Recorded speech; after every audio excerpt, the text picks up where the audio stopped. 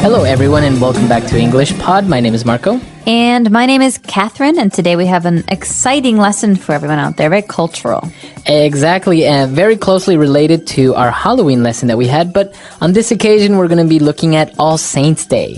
All right, so this is a festival that's celebrated in many different countries, and we're learning today about some of the ceremonies and practices in those countries that are very closely tied to those local cultures. Exactly. So we're going to learn a little bit about culture, and at the same time, we're going to learn some great words and phrases. So let's get started with this dialogue for the first time.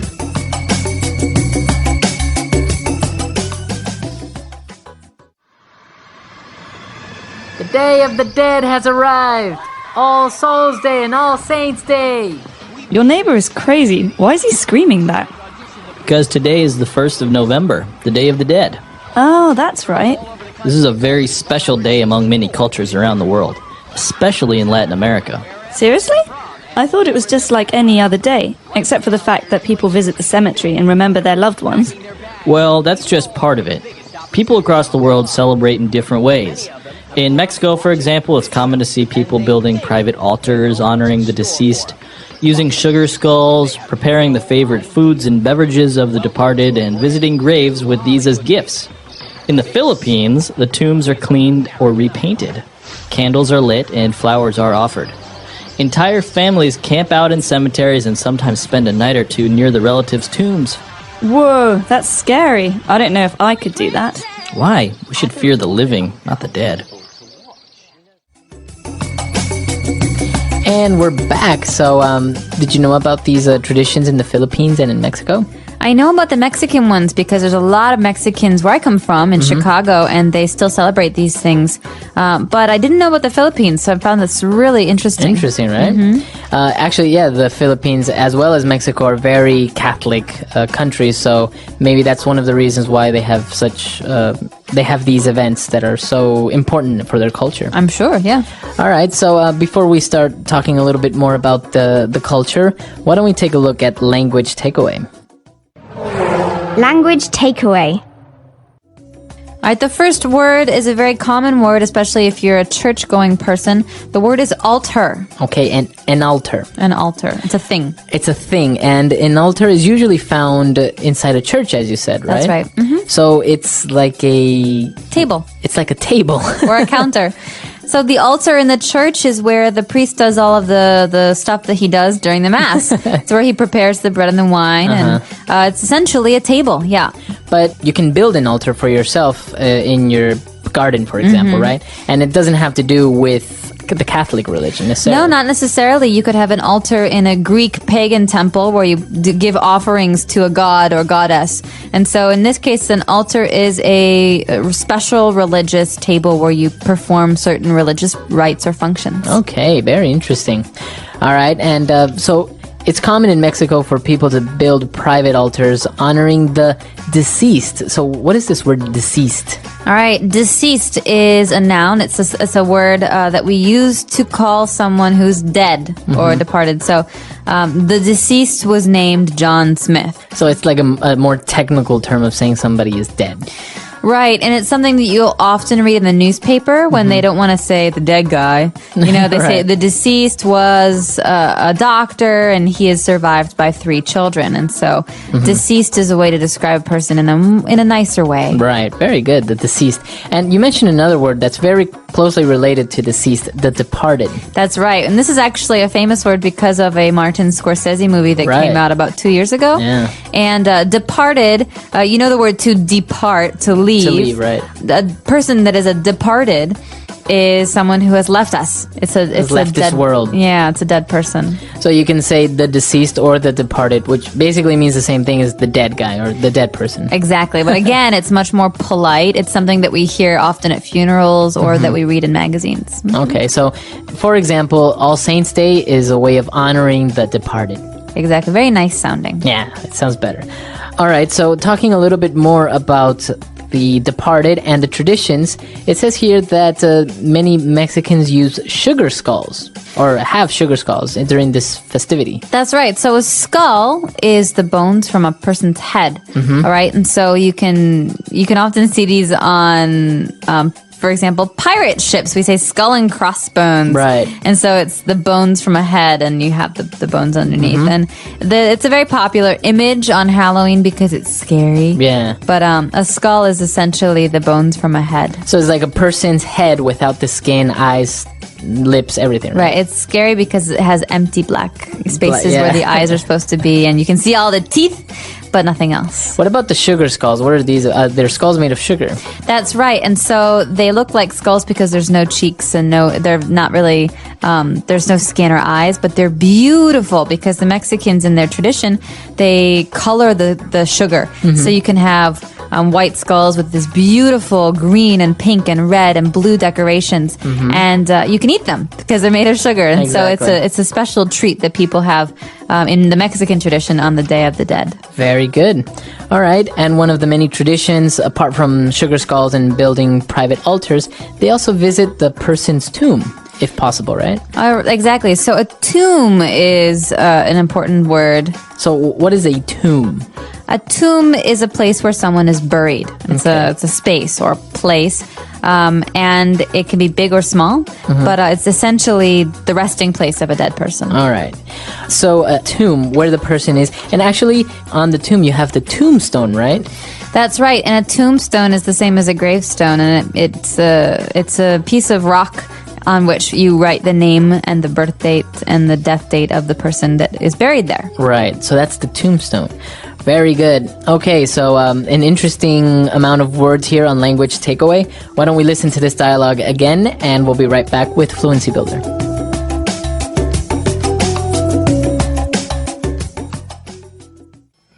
Your neighbor is crazy. Why is he screaming that? Because today is the 1st of November, the Day of the Dead. Oh, that's right. This is a very special day among many cultures around the world, especially in Latin America. Seriously? I thought it was just like any other day, except for the fact that people visit the cemetery and remember their loved ones. Well, that's just part of it. People across the world celebrate in different ways. In Mexico, for example, it's common to see people building private altars honoring the deceased, using sugar skulls, preparing the favorite foods and beverages of the departed, and visiting graves with these as gifts. In the Philippines, the tombs are cleaned or repainted. Candles are lit and flowers are offered. Entire families camp out in cemeteries and sometimes spend a night or two near the relatives' tombs. Whoa, that's scary. I don't know if I could do that. Why? We should fear the living, not the dead. All right, we're back. So why don't we look at 3 main phrases on Fluency Builder now? Fluency Builder. Well, the first phrase should be obvious by now because it is the name of the holiday we're talking about, and the name is the Day of the Dead. The Day of the Dead. So this is their day. It is, and it's the Day of the Dead because it's the day in which people around the world celebrate the departed. It's when they talk about and remember people that they've loved who've died. Okay. So it's not really like a sad day, right? It's more of a happy remembering them and honoring them and how much you miss them, but in a good way. Exactly, and you're not actually going to hear this very often in reference to American culture because it's not something Americans do, and English people don't do either. But people, when they're talking about their own families and traditions, will want to talk about this because in the Philippines or in Latin America, you have a very strong culture, like a very strong tradition of celebrating this. So, All right. And as we mentioned, this day is a day to honor or to remember your loved ones. And that's our second phrase, your loved ones. the phrase loved ones might not be obvious to many people because you can love many people and many things, but loved ones is a phrase that generally means the people that you care about the most, your friends and your family. So you could say, I want to have a party, but I only want my loved ones to be there. Okay. Or he was in the hospital and all of his loved ones visited him. So it's all those people, not necessarily only family. It's friends and family that you love. Exactly. And so those are the people in the world that are the very closest to you. Okay. And our last phrase, and probably one of the most interesting traditions that we were able to see in this dialogue, is that people in the Philippines camp out in cemeteries on their family or loved one's tomb. That's right. So the phrase to camp out means to stay overnight, to bring food and a tent or blankets. And it essentially means to make a camp so you can stay there. And this is very unusual to me because I can't imagine sleeping in a graveyard. I think I get the goosebumps. Right. So camp out, or you can just say camp, right? You don't Right. necessarily have to say both of them. Right. You can camp or you can camp out. And camp out generally means that you're staying in a place that is temporary. Okay. Very good. So interesting phrases as well on Fluency Builder today. Let's listen to the dialogue for the last time, and we'll be right back.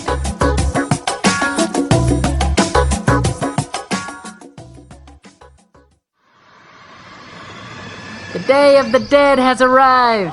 All Souls Day and All Saints Day. Your neighbor is crazy. Why is he screaming that? Because today is the 1st of November, the Day of the Dead. Oh, that's right. This is a very special day among many cultures around the world, especially in Latin America. Seriously? I thought it was just like any other day, except for the fact that people visit the cemetery and remember their loved ones. Well, that's just part of it.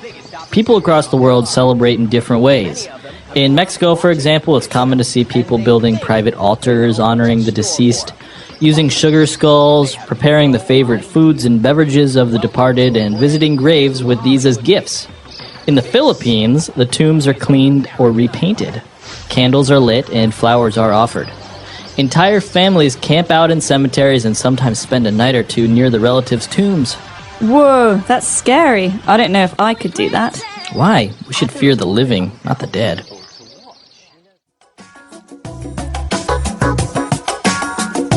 All right, we're back. So, Catherine, you mentioned that in Anglo-Saxon culture, England or in the United States, you don't have this type of tradition of honoring the dead or something like that, but you do visit the tomb of your loved ones or the cemetery as well, right? People do, definitely. But you just don't have a national day where you do this.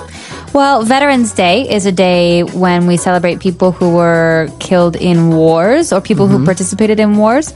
So in America, we have a day called Memorial Day in which we remember the people who have died serving the country in the military. And so Memorial Day is a day in which many people like to go to the graveyards and to lay flowers or to remember the dead.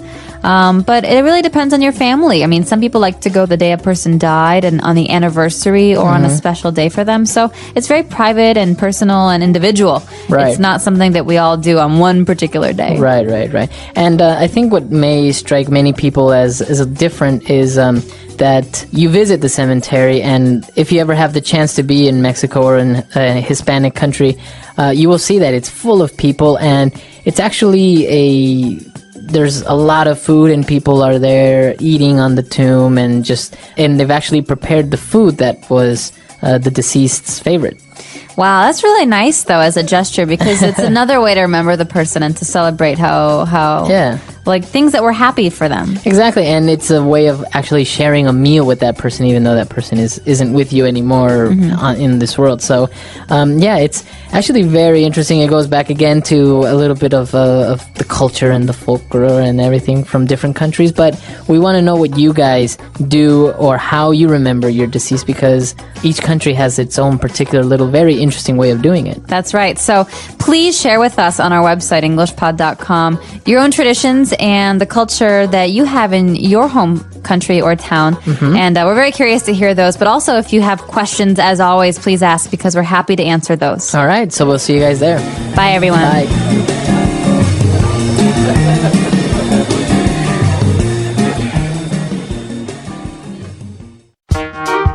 The English Pod Audio Review. Listen to the meaning, then say the vocabulary word. November 2, observed in some Christian churches as the Day of the Dead. All Souls Day. Among.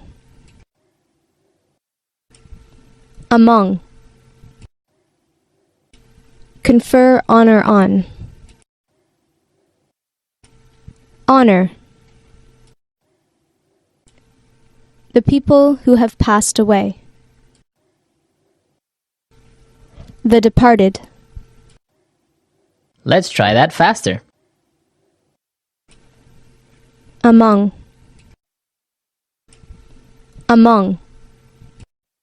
November 2, observed in some Christian churches as the Day of the Dead. All Souls Day. The people who have passed away. The departed. Confer honor on. Honor. Now say the word and hear it in a sentence. All Souls Day.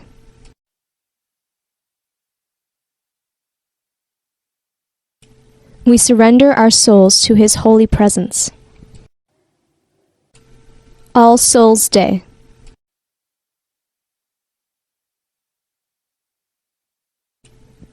Some would say that he is a damned soul. All Souls Day.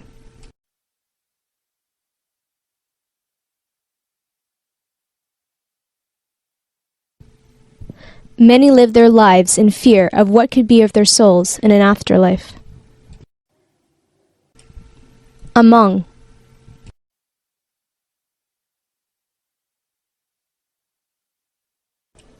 I believe that the spirit of my grandfather walks among us. Among.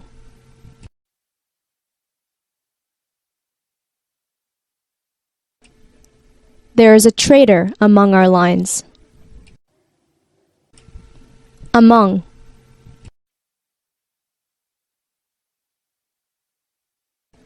He is no longer among the living. Honor.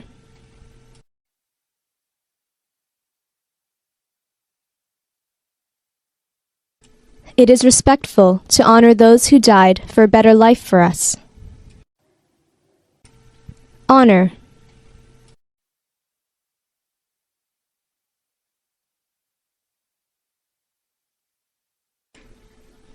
They are honoring their traditions by dancing for 3 days non-stop. Honor.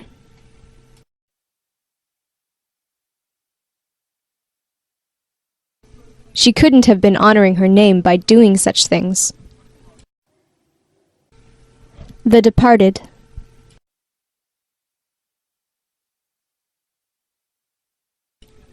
The day to honor the departed is about to come. The departed.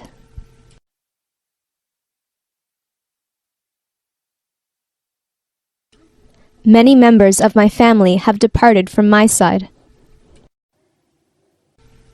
The departed.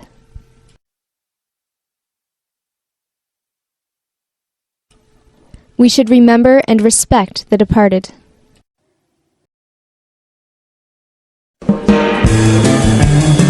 Hello, English learners. Welcome back to English Pod. My name is Marco. And my name is Catherine, and today we're talking about being clean. Yeah, we're going to be doing the laundry, right? It's a very important part of everyone's weekly schedule. And not only important, but I find it to be a little bit difficult because, like washing machine and what clothes you should mix with what, and, how much detergent and how long. It's such a complicated process. Well, let's say this. It might not be difficult, but it's very easy to mess up. Exactly. Yeah, that's the problem. It's very easy to just ruin your favorite t-shirt if you don't do laundry correctly. Or all of your white socks turn pink, for example. Right. So we're going to be looking at a lot of vocabulary and phrases related to this topic. And before we get started with the dialogue, why don't we take a look at vocabulary preview? Vocabulary preview. Okay, so central to all of these phrases and words that we're going to be hearing is a thing, an electric thing that helps us wash our clothes. Right, a washing machine. All right, pretty simple, right? So washing is to wash, washing, and machine. So they go together, washing machine. Right. Pretty simple. So it's easy now. You just put all your clothes in this thing and it washes it for you. Vroom, vroom. Now, a lot of people don't like to use washing machines. They say it doesn't really clean the clothes as well as doing it by hand. Really? Well, I'd say most clothes get washed pretty well with a washing machine. But if you have those hard to get stains or some dirt, maybe it's good to have a washing board. A washing board, yeah. Yeah, where you can really scrub it yourself. And, funny you mentioned that word stain because it's our second word that we're going to preview, a stain. All right, a stain is some color, maybe some food or wine or grass that you can't remove from your clothes. Right. So it's very common. You're having a nice dinner and all of a sudden you spill wine on your shirt. So you have a wine stain. I hate that. And you can also have a stain on your carpet, right? So if you spill some coffee on your carpet, it's got a little circle that's brown forever. Right? Or, even some people have stained the teeth, right? That's right. So you can get them turned back white with a little money to your dentist. Exactly. So those are the 2 words that we're going to be looking at today in Vocabulary Preview. So let's listen to our dialogue. Let's see what's happening with these people that are doing laundry.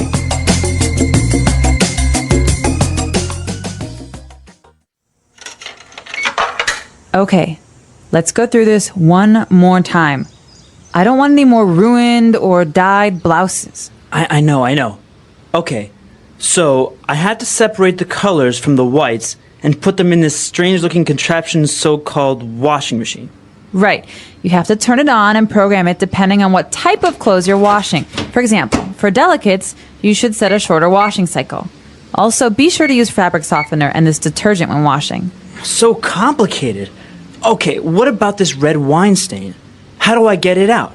Since this is a white t-shirt, you can just pour a little bit of bleach on it and it will do the trick. Cool. Then I can just throw everything in the dryer for an hour and it's all set, right? No! Since you're washing delicates and cotton, you should set the dryer to medium heat and for 20 minutes. You know what? I'll just have everything dry cleaned.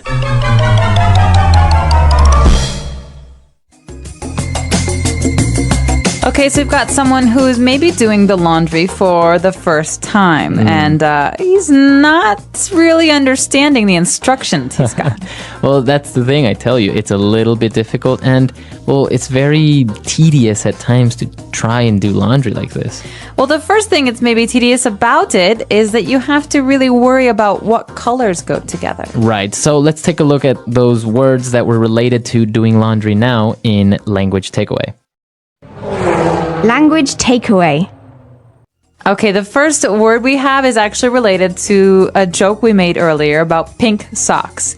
So if you change the color of something, you're dyeing it. Okay, dye. So it's pronounced exactly the same way as, to die, to not live anymore.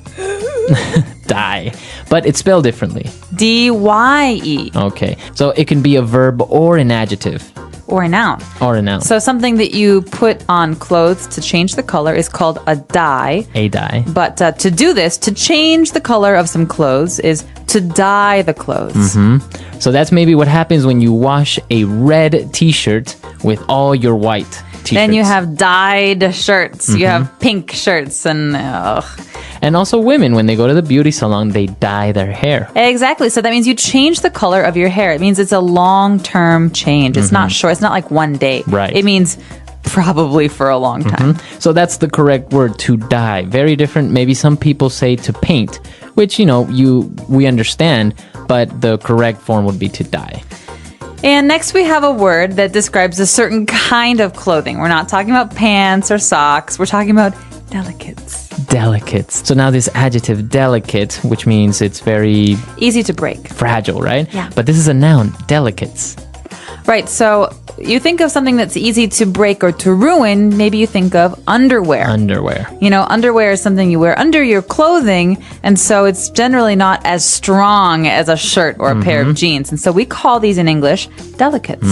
Very good. So you have to be careful when you're washing your delicates, because it's happened to me before. You put them in with all the clothes and then you have stretched out boxers or something like that. Yeah, so that's why many women I know wash delicates by hand. So you separate the clothes from the delicates. Very good.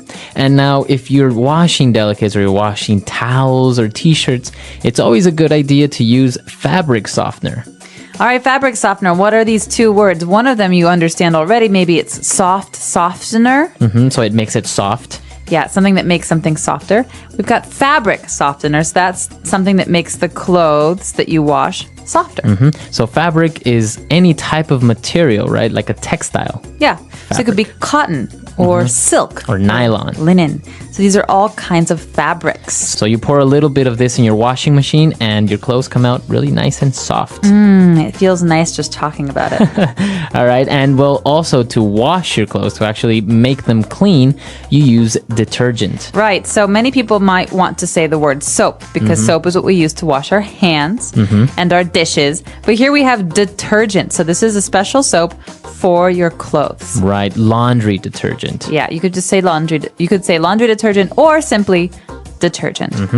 And now, in order to remove those nasty stains that maybe are very hard, you would use a chemical called bleach. All right, so bleach is the dangerous chemical because it smells very strong. Right. And it can change the color of your clothes to white or yellow. So we usually only use bleach with white clothes.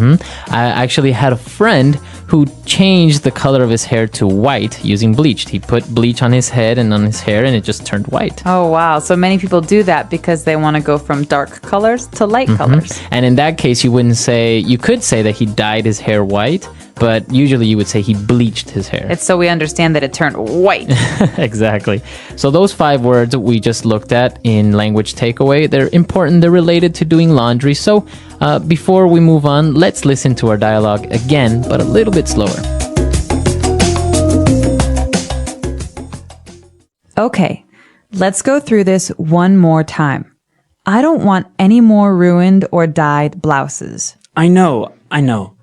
Okay, so I have to separate the colors from the whites and put them in this strange-looking contraption so-called washing machine? Right. You have to turn it on and program it depending on what type of clothes you are washing. For example, for delicates, you should set a shorter washing cycle. Also, be sure to use fabric softener and this detergent when washing. So complicated. Okay, what about this red wine stain? How do I get it out? Since this is a white t-shirt, you can just pour a little bit of bleach on it and it will do the trick. Cool. Then I can just throw everything in the dryer for an hour and it's all set, right? No. Since you are washing delicates and cotton, you should set the dryer to medium heat and for 20 minutes. You know what? I'll just have everything dry cleaned. So here at English Pod, we like to also provide you listeners with some phrases that allow you to increase your fluency. So that means sound more like a native English speaker. And so today, let's check out these phrases in Fluency Builder. Fluency Builder. All right, so on Fluency Builder, we're going to be looking at 4 words or 4 phrases. So the first one was really easy. When she was telling the guy or instructing him how to do the laundry, she said, "Let's go through this one more time." Go through what? The wall? No, so it's not actually to go through an object, like to pass. So it's let's repeat or let's rehearse again. Okay, so normally we say this when there are many different steps to do something. So let's go through this again. When you leave work, you go home, you unlock the door, you open the door, and then it means that there's a process. Right. You know, there are many steps, and so let's go through this again is a way for us to say let's think about and discuss this process. Very good. So we also use it maybe when we're studying. So let's go through this subject one more time. Can we go through chapter 5 again? I didn't understand it. Exactly. So you would reread a chapter 5. All right. So why don't we listen to a couple of more examples of how we could use go through? Example 1. I want to go through chapter 5 again before the exam tomorrow. Example 2. David, do you have time this afternoon to go over the details of this new project? Example 3. I went through my contract, and it says that I am entitled to 15 vacation days a year.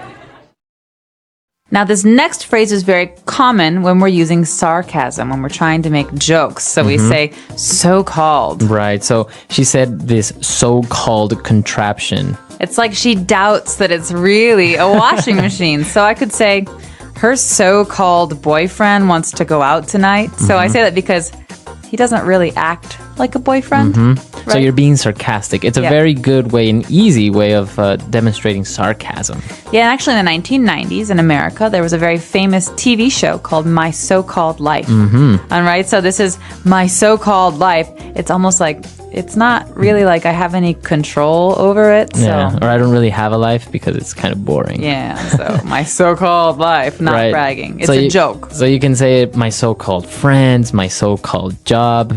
Basically, you can almost be sarcastic with anything. Yeah, but be careful that you know that it's a joke, because Yeah. if you're trying to be serious, you might make some people angry. Right. And now, well, she was explaining the whole process of how to do it. And when she recommended using bleach, she said that should do the trick. Trick. So dogs do tricks, right? Right. But to do the trick, right? What So it's what got is a she different saying? meaning.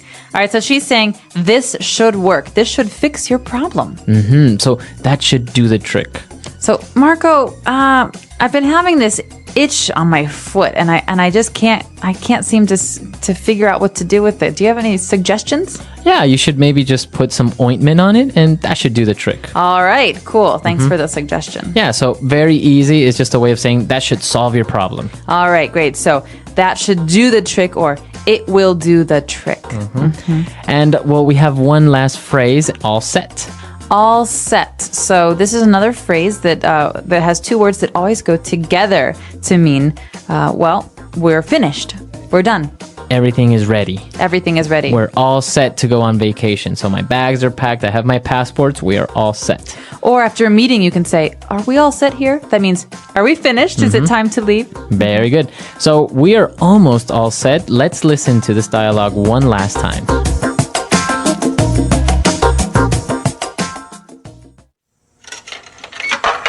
Okay, let's go through this one more time. I don't want any more ruined or dyed blouses. I know. Okay, so I had to separate the colors from the whites and put them in this strange-looking contraption so-called washing machine. Right. You have to turn it on and program it depending on what type of clothes you're washing. For example, for delicates, you should set a shorter washing cycle. Also, be sure to use fabric softener and this detergent when washing. So complicated. Okay, what about this red wine stain? How do I get it out? Since this is a white t-shirt, you can just pour a little bit of bleach on it and it will do the trick. Cool. Then I can just throw everything in the dryer for an hour and it's all set, right? No! Since you're washing delicates and cotton, you should set the dryer to medium heat and for 20 minutes. You know what? I'll just have everything dry cleaned.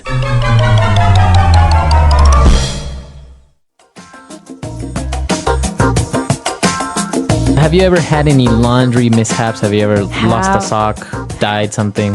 Have I ever? I hate doing the laundry. Why?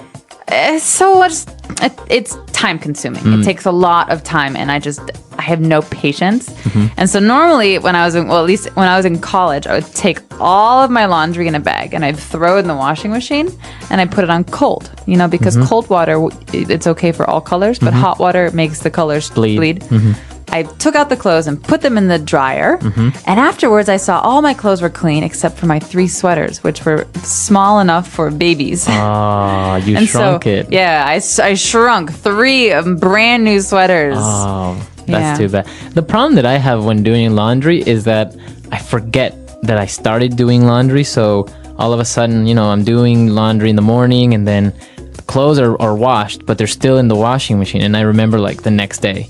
So then the clothes are like kind of smelling like kind of humid. Because they're moldy. Yeah, it's so I have to rewash them and it's just like a pain. Yeah, but doing laundry is sometimes so time consuming, but let us know what you think. Do you like doing laundry, or have you ever lost a sock? I think everyone has lost a sock or something in their washing, right? I don't know what happens. There's a secret home for socks somewhere. It's so weird. Maybe it's in Australia or something. So come to our website, englishpod.com.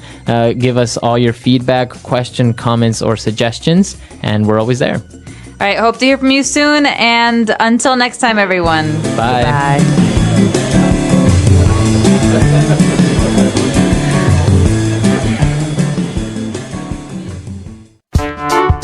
The English Pod Audio Review. Listen to the meaning, then say the vocabulary word. To change the color of something such as hair or clothing. Dye. Place with washing machines and dryers, usually coin-operated and self-service. Laundromat. A machine. Contraption. To press and smooth clothes with a heated iron. Iron. To accomplish the desired task. Do the trick. To stiffen clothes with a chemical compound. Starch. Ready, prepared. All set. A cord, rope, or wire on which clothes may be hung to dry or air. Clothesline. A way to clean clothes without water. Dry clean. Basket or space where dirty clothes are put. Clothes hamper. Let's try that faster. A way to clean clothes without water. Dry clean. A cord, rope, or wire on which clothes may be hung to dry or air. Clothesline. To change the color of something such as hair or clothing. Dye. Basket or space where dirty clothes are put. Clothes hamper. A machine. Contraption. To press and smooth clothes with a heated iron. Iron. Ready, prepared. All set. To accomplish the desired task. Do the trick. Place with washing machines and dryers, usually coin-operated and self-service. Laundromat. To stiffen clothes with a chemical compound. Starch. Now say the word and hear it in a sentence. Dye. Nicole goes to the beauty salon every 3 months to get her hair dyed. Dye.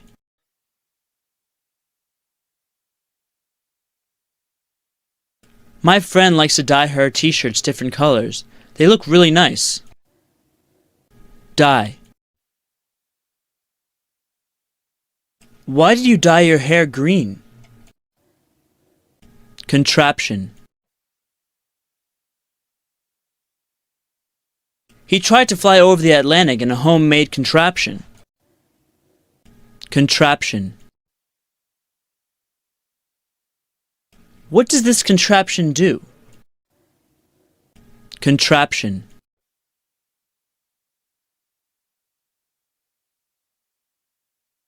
Leonardo da Vinci was a great inventor that designed many different contraptions. Do the trick.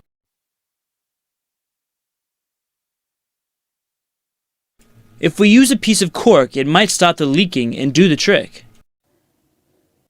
Do the trick.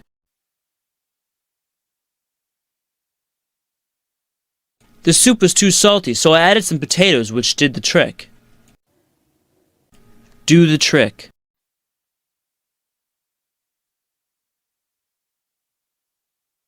If the sauce tastes a bit sour, add a teaspoon of sugar. That should do the trick. All set. All set. I finished doing all the laundry. All set.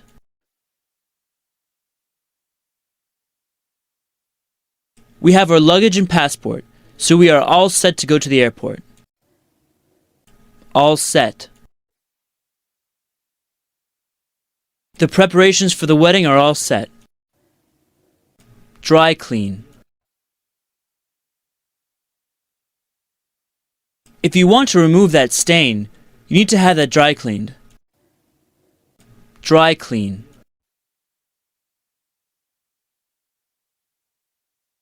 I try and avoid having my clothes dry cleaned. It's too expensive. Dry clean.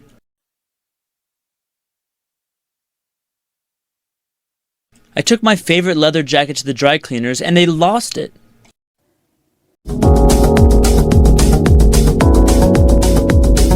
Hello, English learners. Welcome back to another lesson here at English Pod. My name is Marco. And my name is Catherine. Hello, everyone. Today, Marco, what are we talking about? Well, today we are not really in the best mood. What do you mean? We're kind of sad. We're kind of nervous. We're not feeling very well. Yeah, it's a cloudy day. Maybe that's why. The blues. The blues. So that's what we're talking about today. We're going to have a lot of different descriptive words to express maybe feeling sad, or maybe you're angry, or you're nervous, or something like that. Okay, well, this is a very useful lesson. Hopefully you're not feeling this way, but if you have to talk about someone who is, I've got lots of words for you. But first, we're going to preview a couple in today's vocabulary preview. Vocabulary preview. All right, so today on Vocabulary Preview, we're going to look at two words. And the first one is a way of saying that you feel sad. So basically, I'm feeling down. Okay, down. You might have heard this before because it's the opposite of the word up. Exactly. So you're not feeling up, happy, looking up. You're feeling down. This is another word for sad, like Marco said. Or you can also say, I'm a bit down today, right? Yeah, I'm a bit down today. Or, you look really down. Are you okay? Yeah, so you look sad. Are you? Is everything okay? So down. So now another feeling or a way that a person is feeling, maybe that person is grouchy. Would you please stop talking so loud, Marco? I think you have... I'm seriously. Don't be grouchy, Catherine. Jeez. No, so grouchy is a way someone acts, usually when they're in a bad mood. Right. So it's not like really angry. You're not angry, but you're not very happy either. And you're not very nice to people. So there's a very famous TV character called Oscar the Grouch on Sesame Street. Look for him on YouTube or Yoku. And he's very, very good for learning about this feeling, grouchy, because he's a grouchy guy. Yeah, he's always angry or never happy, basically. Right, he's always complaining about something. So that word again is grouchy. All right, so after taking a look at these two words, we're ready now to listen to our dialogue for the first time. Let's see what this dialogue is about, if maybe they're grouchy or maybe just sad. Fine.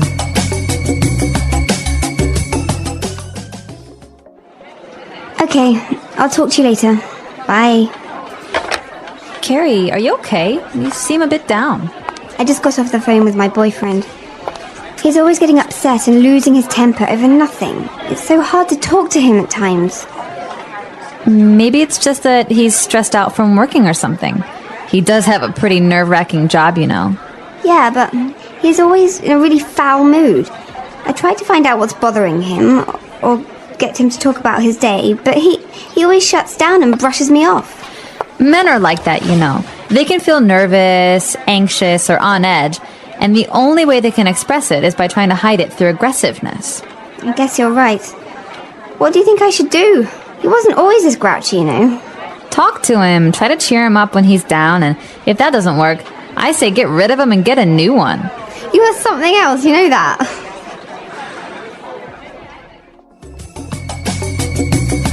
All right, so two girls talking about guys. I guess guys have a bad temper sometimes, right?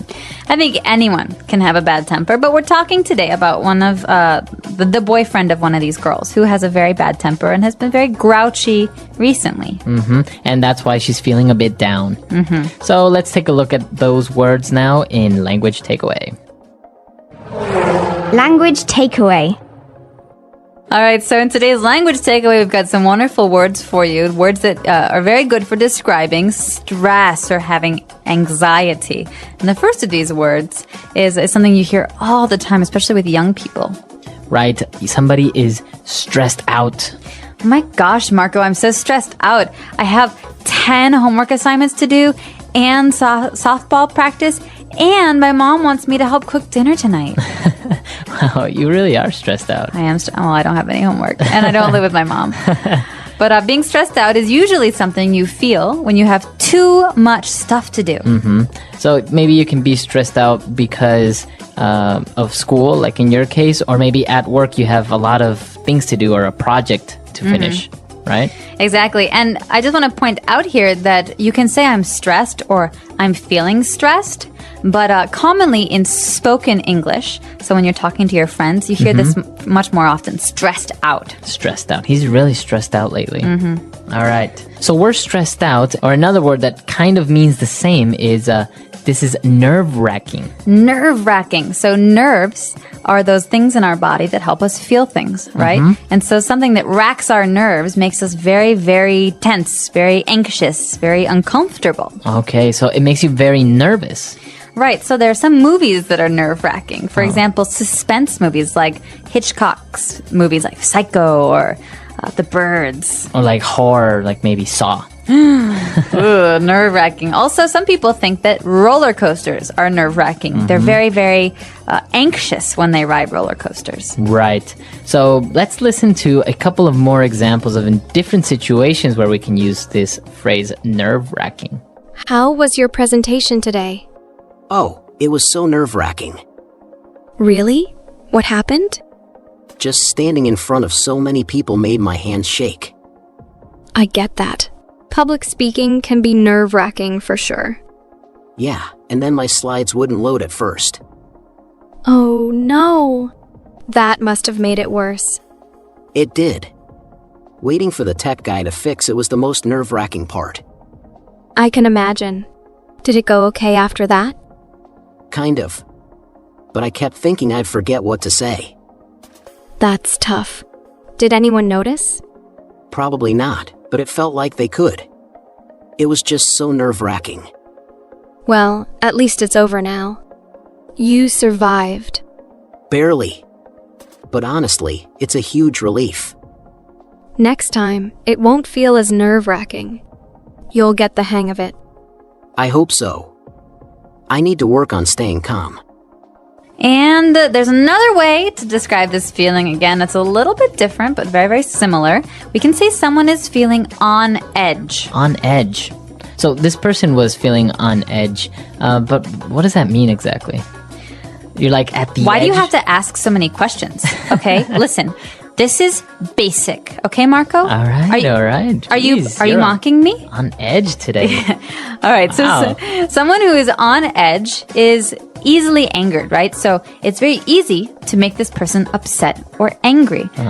Someone who just quit smoking might be on edge. That means it's very, very easy to get them to be upset. Wow. So yeah, you are on edge, right? Exactly. He's on edge, or he seems on edge, doesn't he? Okay, very good.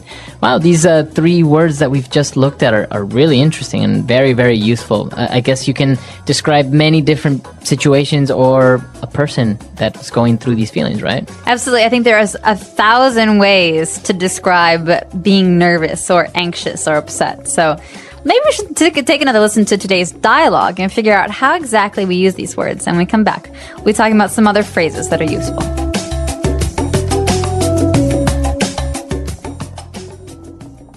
Okay, I'll talk to you later. Bye. Carrie, are you okay? You seem a bit down. I just got off the phone with my boyfriend. He's always getting upset and losing his temper over nothing. It's so hard to talk to him at times. Maybe it's just that he's stressed out from working or something. He does have a pretty nerve-wracking job, you know. Yeah, but he's always in a really foul mood. I tried to find out what's bothering him, or get him to talk about his day, but he always shuts down and brushes me off. Men are like that, you know. They can feel nervous, anxious, or on edge, and the only way they can express it is by trying to hide it through aggressiveness. I guess you're right. What do you think I should do? He wasn't always this grouchy, you know. Talk to him, try to cheer him up when he's down, and if that doesn't work, I say get rid of him and get a new one. You are something else, you know that.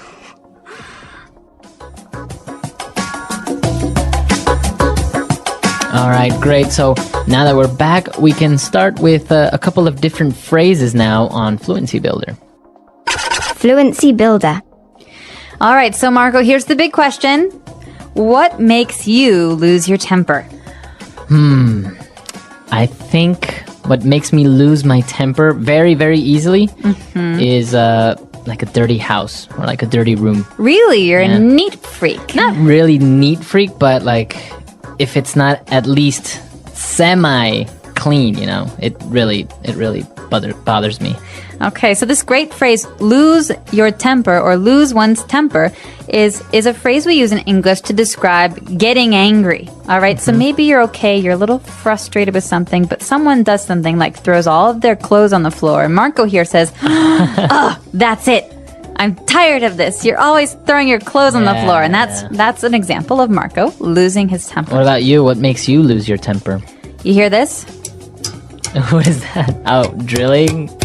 Construction? When hammering? people tap tap tap tap tap tap tap, or when they like stomp their feet, or like when they're nervous and when they they- make noise, yeah. And so slowly, it's like, okay, fine, calm down, it's okay. Okay, no, seriously, stop it, seriously, and then all of a sudden, I just can't stand it You anymore. explode. Exactly. So All right, so that's what makes you lose your temper. I'll be sure to keep my eye out for that and not tap my Please pen. don't. All right. So okay, you lose your temper, and now there are situations sometimes where you need to brush someone off. all right, or when you get brushed off, and that's not very good Yeah. feeling. But this phrase, to brush someone off, you've heard the word brush before. It's the word that we use to brush your hair or Your brush your teeth, exactly. When you brush someone off, it's like saying that you're ignoring them. Yeah, so you ignore them, or you basically tell them to go away very subtly sometimes, or very directly. Exactly. And so to brush someone off is to avoid their company. And so a lot of times when people are angry, they like to be alone, so they brush you off. Mm-hmm. So I could say, hey, did you want to go see that movie tonight? No, I can't. I have to do something tonight. And then Marco walks away while we're talking. He's brushing me off. He's ignoring me. Yeah. So it happens. And also maybe some people can make up excuses, and that's also brushing someone off, right? Right, exactly. So to brush someone off, or he brushed me off, doesn't feel good. All right. And well, all of these bad feelings, brushing somebody off, maybe you feel stressed out. In the end, you always need a good friend to cheer you up, right? And that's what this dialogue's all about. Exactly. And so friends are actually the people that do that the best, or family, I think. And, well, we can break this phrase down because most of it's pretty clear. But cheer might be a new word for some of our listeners. Yeah, maybe we've heard of the term cheerleader. You know, like, give me an A, give me a B. So Or cheer, or people cheers. cheering. Or cheers when the beer, think. yeah. So cheer is like happiness. So someone who can cheer you up is someone who makes you happy. Remember again. that down we had earlier? I'm feeling down. We're trying to cheer someone up. We're trying to make them go up and be happy. Exactly. So you want to cheer up your friends, or maybe if you're feeling a bit down, a family member will try and cheer you up. Do you need someone to cheer you up, Marco? Yes, I do. Well, let's go have a drink and eat some popcorn and be cheered up.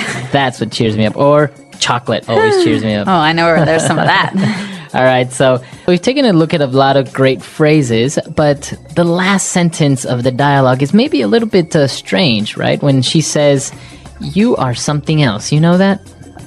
Something what? Like Is she an monkey? alien? Is she a monkey?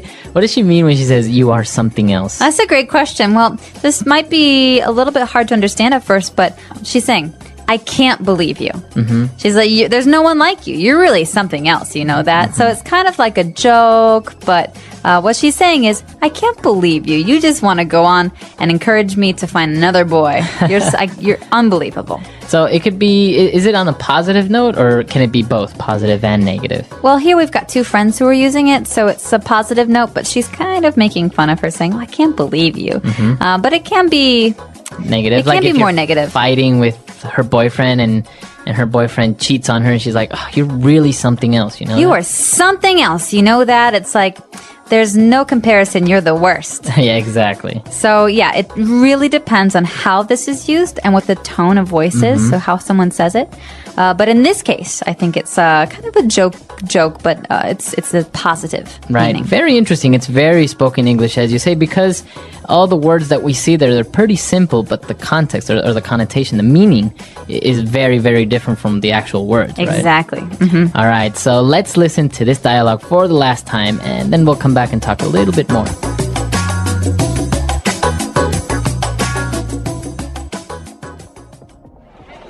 Okay, I'll talk to you later. Bye. Carrie, are you okay? You seem a bit down. I just got off the phone with my boyfriend. He's always getting upset and losing his temper over nothing. It's so hard to talk to him at times. Maybe it's just that he's stressed out from working or something. He does have a pretty nerve-wracking job, you know. Yeah, but He's always in a really foul mood.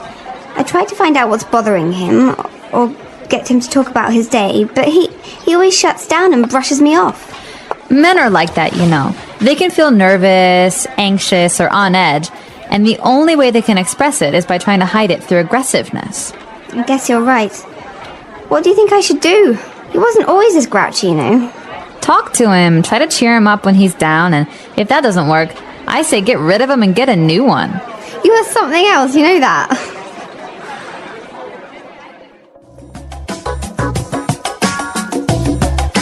So, Catherine, are you a grouchy person? Are you happy? Do you have a bad temper? Oh, these are, well, very interesting questions, Marco. Thank you for asking. No, the first time, am I grouchy? No, not very. Only before 9 a.m. You're not a morning person. Not a morning person, so I'm very grouchy in the morning. But I'm generally pretty good about losing my temper. It doesn't happen very often. Oh, really? But I do get frustrated with things like tapping or when people eat with their mouth open. Oh, yeah, that's terrible. I hate that as well. Yeah, I can't stand it. Or I really don't like when people bite their nails. Ooh, it's kind of, it also makes me lose my temper. I don't know, it more than makes me lose my temper, it's kind of annoying, right? It is annoying. So what makes you really lose your temper? We say, what makes you blow your top? Think about a volcano. Really grinds my gears. Yeah. I would say the worst is when somebody lies to me, like straight in my face. Like, I know they're lying, I know you're lying, and they still just lie straight at me. I agree. So what's something that really cheers you up? Because we talked about like going out with a friend maybe helps you cheer up. But is there one thing, some kind of remedy? I like to go shopping when I'm feeling a bit sad. Yeah. I mean, I won't buy anything like clothes or anything like that. Usually I'll get maybe something for somebody else or for the house or something like that. It's very strange. Helps you like clear your mind. Yeah, it's just like walking around and spending a little bit of money. I don't know. It's kind of a good remedy. Yeah, I think so. What about you? What cheers you up? I kind of like to organize things. Really? Yeah. So if I'm really angry or really upset about something, I'll alphabetize all of my books. Oh, wow. Yeah, so A to Z. The English Pod Audio Review. Listen to the meaning, then say the vocabulary word. Feeling sad, not happy. Down in the dumps. Sad or unhappy. Down. Having sad feelings or emotions. Have the blues.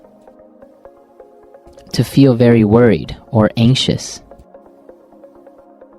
Stress out. To fluster, unnerve. Rattled. Causing a person to feel very nervous. Nerve-wracking. Makes me angry, upsets me. Grinds my gears. Refuse to talk about something with someone. Brush me off. Upset, very angry. Pissed off. To make someone happier. Cheer up. Let's try that faster. Causing a person to feel very nervous. Nerve-wracking. Sad or unhappy. Down. Having sad feelings or emotions. Have the blues. Refuse to talk about something with someone. Brush me off. Upset, very angry. Pissed off. Feeling sad, not happy. Down in the dumps. To fluster, unnerve. Rattled. Makes me angry, upsets me. Grinds my gears. To make someone happier. Cheer up. To feel very worried or anxious. Stress out. Now say the word and hear it in a sentence. Down.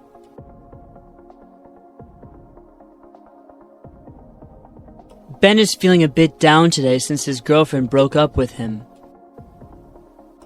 Down. Are you okay?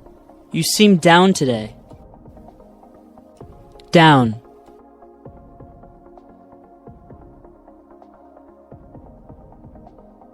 Whenever I'm feeling down, I go out with my friends and then I feel much better. Stress out.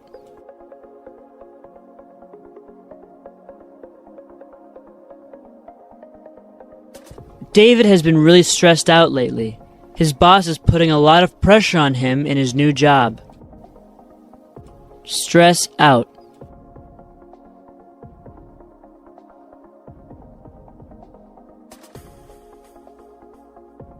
I can't talk right now. I'm stressed out about this exam I have tomorrow. If I don't pass it, my dad is going to kill me. Stress out.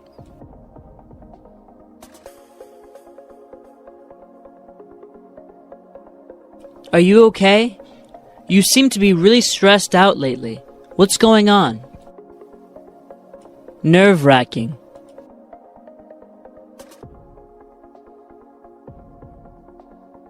I think being a doctor is one of the most nerve-wracking jobs in the world.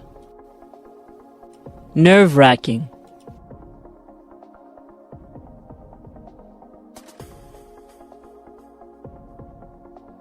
Skydiving was one of the most nerve-wracking experiences of my life. I almost had a heart attack. Nerve-wracking.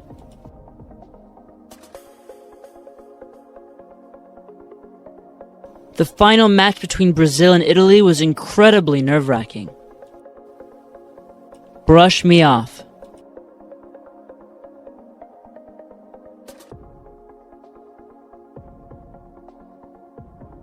When she told me my project would be a better television film than a feature film, I thought she was brushing me off.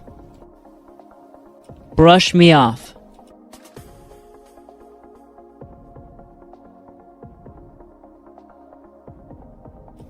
I asked her out on a date many times, but she always brushed me off, making up some excuse. Brush me off.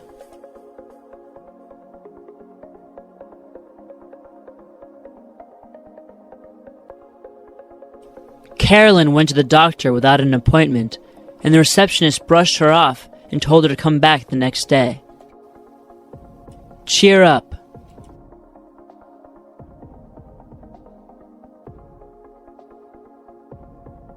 I hate it when people try to cheer me up when I feel sad. I just want to be left alone. Cheer up.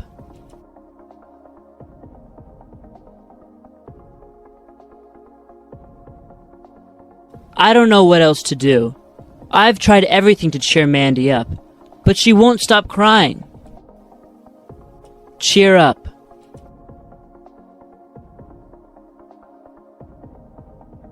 You know what really cheers me up when I'm sad? Shopping.